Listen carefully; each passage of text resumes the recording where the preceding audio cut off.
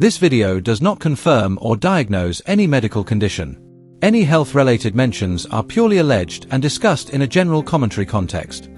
Yeah, that's she's delivering a spirit amongst young girls. She's introducing. We've had a gangster spirit. The gangster spirit damn near wiped the young black males out. This spirit is fit to do a number on the young black girl. Y'all, this is not just another celebrity scandal you scroll past and forget. This is the kind of story Hollywood works overtime to keep buried. Behind the red carpets, elite parties, and perfectly curated Instagram lives, something far darker has been quietly whispered about for years. And now, that silence is cracking. This time, the spotlight isn't on rumors or outsiders. It's locked onto an insider who claims she knows just how deep this rabbit hole really goes. According to explosive claims now spreading rapidly across social media, a well-known figure from the music and film world has sparked outright panic by hinting at serious, hidden health-related allegations allegedly involving multiple A-list stars. No names were officially confirmed, but the implications alone were enough to send shockwaves through the industry. Sources suggest these claims point toward a reckless, tightly protected secret lifestyle, one where power, silence, and protection mattered far more than consequences. Private gatherings, risky encounters, ironclad NDAs, and a culture obsessed with image at any cost, even if others were allegedly placed in danger along the way. When the insider went live, her tone wasn't measured or calm. It was raw, emotional, angry, almost fractured. She made it clear this wasn't about clout or revenge.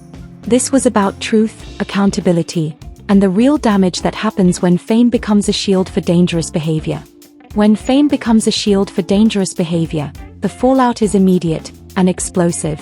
Almost overnight, the internet ignited. Fans began questioning everything they thought they knew.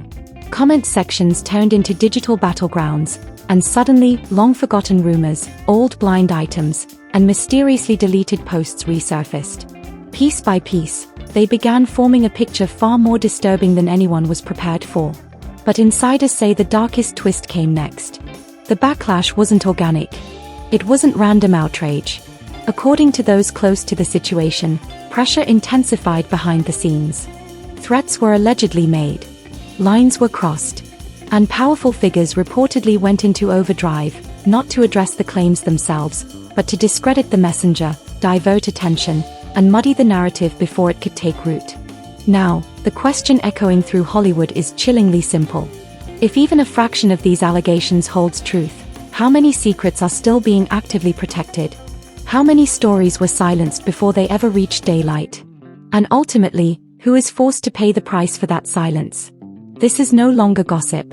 This isn't rumor chasing or celebrity drama. This is a warning. Brace yourself, because this story isn't comfortable. It isn't polished. It isn't clean. And it was never meant to protect anyone's image. Got HPV? I bet she done had chlamydia, gonorrhea, trigonometry, crabs, and whatever else that can contract. Hell, you talking about she too motherfucking nasty, mannish, filthy at the mouth, and she ain't got them hot dollar weed. Everybody done. What began as just another late-night livestream quickly transformed into a moment that sent shockwaves through Hollywood's inner circles. The kind of moment insiders talk about in hushed tones but never dare to confirm.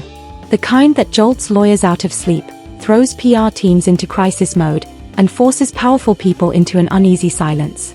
At the center of it all was a woman who didn't just observe the system, she lived inside it. Not an outsider chasing attention. Not a random voice online. But someone who moved behind the velvet ropes, attended the private gatherings, and witnessed firsthand how silence was purchased and truth was quietly buried. When she finally spoke, her voice didn't sound scripted or strategic. It sounded weighed down, like someone carrying secrets that were never meant to reach the public. She didn't name names. She didn't have to. Instead, she outlined a pattern, a disturbing one. A culture where fame protects recklessness. Where certain high-profile figures allegedly lived double lives, masking dangerous behavior behind money, power, and carefully manufactured images. Publicly flawless. Privately untouchable. Her words didn't land like gossip. They landed like testimony. She spoke about secrecy, about hidden encounters, about partners who trusted faces they had grown up idolizing, and about how image protection allegedly mattered more than real human consequences. As the live stream unfolded, viewers picked up on something deeply unsettling. She wasn't raging for attention. She wasn't performing outrage. She sounded controlled, emotional, almost restrained, as if holding back years of things she had been forced to swallow in silence. She wasn't speaking for attention. She was visibly emotional, on the edge of breaking, as if she were being forced to relive moments she desperately wished she could forget. She made one thing clear: this wasn't about tearing down careers or chasing headlines. This was about stopping a cycle that allegedly placed innocent people in harm's way while the industry deliberately chose to look the other way. And then came the reaction. Social media didn't just respond, it exploded. Old blind items resurfaced almost instantly. Archived interviews were pulled apart frame by frame. Lyrics that once sounded harmless suddenly carried darker undertones. Fans began connecting dots that had been dismissed for years as nothing more than rumors. Comment sections transformed into digital courtrooms, with strangers debating guilt, responsibility, and the cost of silence. But the backlash didn't end with the public. According to sources close to the situation, pressure escalated rapidly behind the scenes. Calls were allegedly made. Warnings were quietly delivered. Her credibility came under attack within hours. The narrative shifted overnight, not to confront the substance of the claims, but to undermine the person delivering them. Because in this industry, reputation management often moves faster than truth. What made her claims even more unsettling was her insistence that this behavior wasn't accidental. She alleged that certain individuals knew the risks and still chose indulgence over responsibility, secrecy over accountability, and protection of status over protection of others. She described an environment where NDAs function like weapons, where private doctors, private parties, and private jets create a sealed-off world, one with no witnesses, no records, and no consequences, until someone finally decides to speak out. And the moment she did, the cost was immediate. Online harassment followed almost instantly. Threats allegedly began surfacing. Her personal safety became a question mark. And just as quickly, the conversation shifted, away from "is this true?" to "why would she say this?" A familiar tactic when the truth starts to feel inconvenient. But the most haunting part wasn't what she revealed. It was what she implied. That this wasn't isolated. That it wasn't about one person, one incident, or one inner circle. That this was systemic, a culture built on silence, fear, and the protection of powerful men and women who were never told no. As news outlets reported cautiously, carefully avoiding details, conspiracy theories exploded online. Some labeled her brave. Others called her reckless. But no one could ignore the unease settling in, because even without names, the story felt uncomfortably real, too real to dismiss. Then came the twist that reframed everything. She suggested that the timing of this story wasn't coincidence. That behind the scenes, she had already been quietly blamed, targeted, and positioned as the problem in private narratives. And that speaking out wasn't a choice, it was a necessity. A way to stop being sacrificed as the sole villain in a story far bigger than herself. Whether that claim is true remains debated, but one thing is undeniable: Hollywood didn't laugh this off. The music industry didn't clap back. And the silence from certain corners spoke louder than any denial ever could. This isn't the end of the story. This is the opening statement. What comes next may be impossible to ignore. The rap game since he was little, just like Weezy. Yeah. And his booty been ran through quite a bit. They called him ass naked. Whoever his big daddy was threw him out ass naked into the hallway. He was walking around in the hallway holding. Has actually appeared on a magazine cover together. Damn. I know exactly what you're talking about. Always able to call other on being a swish. Birds of a feather flock together. Yeah. The night after the live stream, the silence felt heavier than the outrage itself. There were no denials. No official statements. No carefully scripted apologies. Just absence. And that absence told its own story. Behind closed doors, sources describe an industry scrambling, not to clarify facts, but to contain damage. Meetings were allegedly held in private offices, far away from cameras and reporters. Phone calls were made that never appeared on records. Old alliances were quietly reactivated, because when power feels threatened, it doesn't debate in public. It moves in the shadows. The woman at the center of the storm didn't vanish, even though many expected her to. Instead, she appeared visibly shaken. Her online presence changed almost overnight. Posts became shorter. Messages more guarded. The defiance in her voice slowly gave way to exhaustion. Those close to her say the weight of what she had set in motion began to show, not just emotionally, but physically. It was clear she wasn't just dealing with public backlash. She was carrying the pressure of forces far larger than herself, forces that don't need to speak loudly to be understood. In her expression, she wasn't just battling the scrutiny of the internet. She was battling isolation. Friends stopped answering calls. Industry peers allegedly distanced themselves almost overnight. Invitations disappeared. Doors that once opened effortlessly were now quietly closed, not slammed, just sealed as if she no longer existed. What unsettled viewers most was how emotional unraveling. She spoke less about exposure and more about regret. Not regret for speaking out, but regret for believing that honesty would be met with accountability.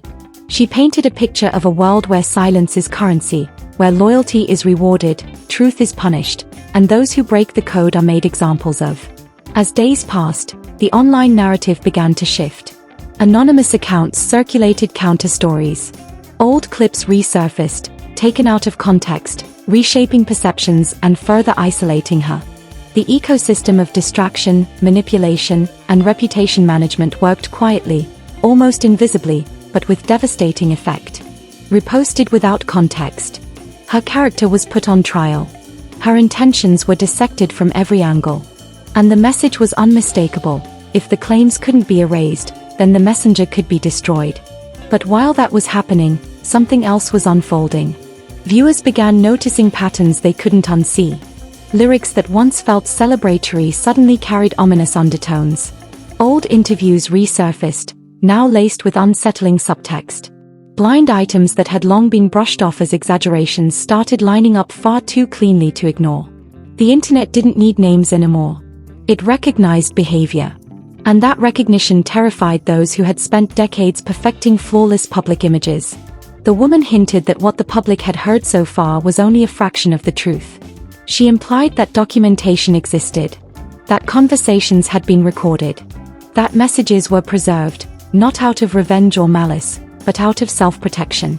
She spoke like someone who had learned, perhaps too late, that in this world, trust is dangerous, and proof is the only thing that keeps you from being erased entirely. She had learned too late that trust in this world can be dangerous. Her emotional state began to deteriorate. She openly admitted fear. She admitted paranoia. She confessed to sleeping with the lights on. Because when powerful figures feel cornered, intimidation doesn't always arrive loudly or dramatically. Sometimes it shows up as silence. Sometimes it feels like being watched. Sometimes it's the weight of knowing too much, and not knowing who, if anyone, is still on your side. Then came the claim that shifted the tone entirely. She suggested that the explosion of her story wasn't coincidence at all. It was a reaction. A response to whispers that had already begun circulating behind her back. She alleged that blame was being quietly redirected, strategically reassigned, and that she refused to be sacrificed to protect a system built on denial. That single statement reframed everything. Suddenly, this wasn't about exposure anymore. It was about survival. Public opinion fractured. Some saw courage. Others saw recklessness. But almost everyone felt a deep discomfort, because the story wasn't clean enough to dismiss and not clear enough to fully confirm. Industry insiders began offering vague acknowledgements without details. It's complicated. There's more context. People don't understand how deep this goes. None of them denied the culture itself, and that silence spoke volumes. None of them denied the culture, only the specifics. And that distinction was telling. As the pressure continued to build, her tone shifted once again. This time, there was no anger left. Just resignation. She spoke about consequences. About understanding that once certain lines are crossed, there is no path back to normal. Careers don't usually collapse in one dramatic moment. They erode quietly, piece by piece, behind closed doors. She said she fully expected to be painted as unstable, overly emotional, even vindictive. Those labels, she explained, are far easier to sell than accountability. And just as she predicted, that narrative spread fast. Headlines softened. Commentary shifted. The focus drifted away from what was said and locked onto who said it. But what unsettled viewers most was her final implication. She hinted that everything she had revealed so far was only the surface. That the real danger wasn't individual behavior at all, it was institutional protection. A system designed to clean up messes before they ever reached daylight. People whose entire role was to make problems disappear. And some of those messes, she implied, were buried permanently. She paused before ending her final appearance. Longer than usual. As if weighing the cost of what might come next. Longer than usual, as if she were measuring the weight of every word to come. Her eyes looked tired, not dramatic, not performative, just drained and exhausted. She said there are stories that destroy reputations and stories that destroy lives, and the difference between the two lies in who controls the narrative first. Then she stopped posting. No updates. No explanations. No reassurance. And the speculation exploded. Was she being advised to stay silent? Threatened? Negotiating behind the scenes? Or was she simply overwhelmed by what happens when truth collides with power? Meanwhile, industry figures remained completely silent. A silence that felt carefully rehearsed. No outrage. No lawsuits. No public denials. Just deliberate distance. And that very silence carried its own accusation. Because when innocence is clear, sometimes absence speaks louder than words. Loudly. The final detail surfaced quietly, shared by someone claiming close proximity to the situation, and it reframed everything one last time. They alleged that the next phase of this story wouldn't unfold on social media at all, but through channels far less visible and far more dangerous. Not interviews. Not live streams. Not posts, records. And if those records ever come to light, this won't be a story about one person speaking out. It will become a reckoning about who knew, how long they knew, and why silence was chosen over accountability. The screen didn't fade to black. It simply went quiet. And in that silence, one question lingered, unanswered and unsettling. Was the silence an act of protection or preparation? Bisexual, they do weird things in their house, and young men have left their house screaming to get away from them in their mentorship. Meek Mills. Bashir Gray. Left that house screaming. August the only one that stayed, and I guess he was really sick. He needed a doctor. The quiet didn't last. It never does. When someone disappears at the center of a storm like this, silence becomes a language of its own. Every hour without a post, every unanswered message, every cancelled appearance began to feel intentional, not peaceful, but strategic, as if decisions were being made far from public view. People close to the situation described a noticeable shift. Not chaos. Not panic. But controlled pressure. The kind that doesn't shout. The kind that waits. The kind that gently reminds you who holds leverage, and who doesn't. What unsettled observers most was how quickly the narrative machine recalibrated. Entertainment blogs stopped pressing for answers and softened their language. Commentators shifted from concern to speculation about emotional strain. Old interviews were reframed. And slowly, almost imperceptibly, the focus drifted away from what was said to who said it. That shift wasn't accidental. That shift wasn't accidental. According to industry insiders, crisis containment rarely begins with outright denial. It starts with reframing. You don't erase the story, you dilute it. You introduce doubt. You turn certainty into confusion until the audience begins arguing with itself. And that's exactly what happened. Online debates grew vicious. Support fractured. The same voices that once praised courage began questioning timing, motives, and stability. It became far easier to scrutinize the speaker than to confront the implications of what was said. Distraction replaced accountability. Behind closed doors, something else was unfolding. Those who understand how power truly operates say documentation was quietly reviewed. Messages, old agreements, conversations that were never meant to leave private spaces. Not to inform the public, but to assess risk. To calculate exposure. To determine who might be affected if the silence ever broke again. Not to release anything, but to measure damage.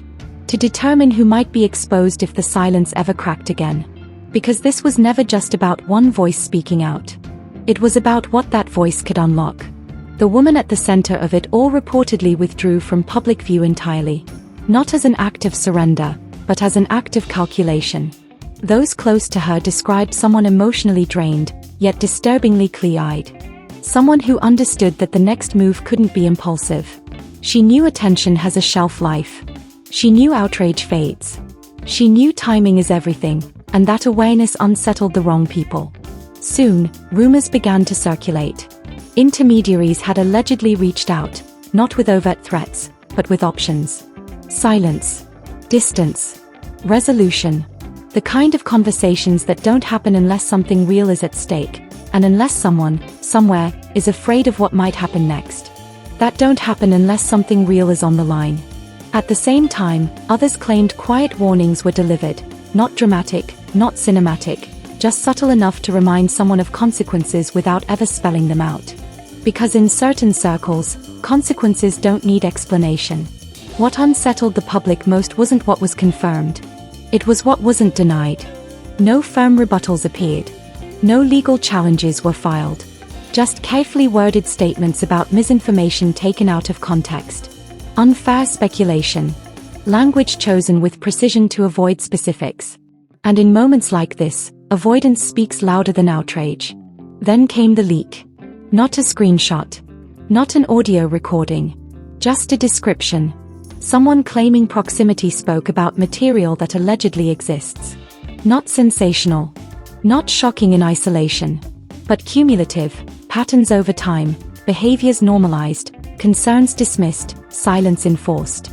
The kind of material that doesn't explode overnight, but quietly changes conversations forever. The tone shifted again. This was no longer about belief. It became about possibility. And possibility made people nervous. The woman reappeared briefly. Not live. Not speaking freely. Just a controlled presence, restrained, deliberate, as if every word now had to pass through filters unseen. A controlled message followed, brief, deliberate, almost legal in tone. She didn't accuse anyone. She didn't offer clarification. She simply stated that truth doesn't expire, and silence doesn't erase harm. It felt less like an explanation and more like a marker. A quiet line drawn in the sand. Speculation reignited instantly. Some read it as retreat. Others recognized it as a warning. Those familiar with how situations like this unfold saw it for what it likely was, positioning. Because in this world, the loudest voice rarely wins. The most patient one does. On the surface, the industry moved on. New releases dropped. Fresh headlines took over. Distractions filled timelines. But underneath, unease lingered. People chose their words more carefully. Associations subtly shifted. Invitations were reconsidered. Silence had already changed behavior, and that may have been the point all along. The final development didn't come from the woman herself. It came from an unexpected source. An anonymous, unaffiliated voice hinted that processes had begun. Not publicly. Not performatively. Quietly. The kind of processes that don't make headlines, unless something goes wrong. Quiet reviews. Private examinations. Internal conversations that never make headlines, unless something goes catastrophically wrong. No confirmations surfaced. No denials were issued. Just the subtle suggestion that this story had moved beyond entertainment, that it now existed in rooms without cameras, far from public view. What haunts this moment isn't outrage. It isn't scandal. It's uncertainty. Because if the claims were empty, they would have been crushed immediately. If they were harmless, they would have been mocked openly. Instead, they were absorbed, redirected, and quietly buried beneath layers of politeness. And politeness is often how systems protect themselves. The woman has not returned to explain. The industry has not returned to denial. And the audience has been left to sit with discomfort. Perhaps that's the most honest ending possible. Not closure. Not resolution. Just awareness. Because sometimes the truth doesn't arrive in confessions or verdicts. Sometimes it arrives as a pause, long enough for people to recognize that the silence they hear isn't emptiness. It's pressure. And pressure, given enough time, has a way of forcing everything hidden to the surface. This is where the story stops being mere entertainment and begins demanding accountability. What you've just witnessed isn't a rumor spiraling out of control. It's a system exposing itself through its own silence. No dramatic denials. No clear rebuttals. Just carefully managed distance and polished avoidance. And in an industry trained to respond instantly, that hesitation speaks louder than any statement ever could. The tragedy isn't just one voice risking everything to speak. It's how familiar this pattern feels. How quickly discomfort turns into distraction. How fast the truth becomes too complicated once powerful interests feel threatened. You're watching the cost of honesty unfold in real time, and it's never paid by those with the most to lose. This isn't about choosing sides. It's about recognizing patterns. About asking why some stories vanish while others are buried under layers of narrative noise. About understanding that when fame shields behavior, silence becomes a weapon. If this made you uncomfortable, it should have. If it made you angry, that reaction is valid. And if it made you question what you're usually told to ignore, then the message landed exactly where it was meant to. Because awareness is dangerous to systems built on denial. So don't let this fade into just another viral moment that disappears by next week. Pay attention to what happens next. Watch who stays quiet. Watch who creates distance. Watch which conversations suddenly become off limits. And most importantly, don't forget how this made you feel. Because stories like this survive on public amnesia. When people forget, systems stay protected. If you believe truth shouldn't be erased by power, make noise. If you believe silence should never outweigh harm, stay engaged. And if you want the full picture, the parts that never make headlines, you already know what to do. This isn't the end. It's the pressure point.